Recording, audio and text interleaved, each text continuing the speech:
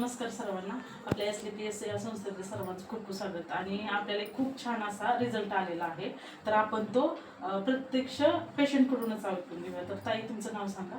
माझे नाव शीतल सचिन काकडे. हे पेशंट आहेत, हे माझे वडील शिवाजी किसन पुजारी. ह्यांना मी उलट्या जास्त प्रमाणात होत होत्या म्हणून मंगलमूर्तीमध्ये ॲडमिट केलं होतं. ते 5 दिवस तिथे ॲडमिट होते. त्यांचा MRI केला, CT स्कॅन केल्यानंतर MRI केला. त्याच्यामध्ये 21 mm ची डोक्यामध्ये मेंदूला गाठ सांगितलेली. ते डॉक्टर म्हणले त्याचं ऑपरेशन करायचं, पण तेव्हा त्यांची सिच्युएशन ऑपरेशनची गॅरंटी दिली नव्हती डॉक्टरांनी, म्हणून आम्ही त्यांना घरी आणलं.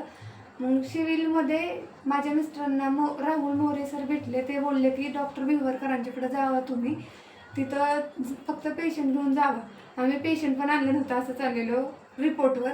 डॉक्टरांनी त्यांना औषधं दिली.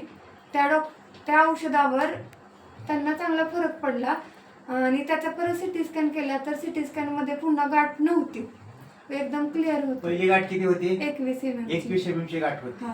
आणि ज्यावेळेस पुन्हा त्याचं परत सोनोग्राफी केली त्याच्यामध्ये गाठ सापडली का? नाही सापडली. बरोबर आहे ना.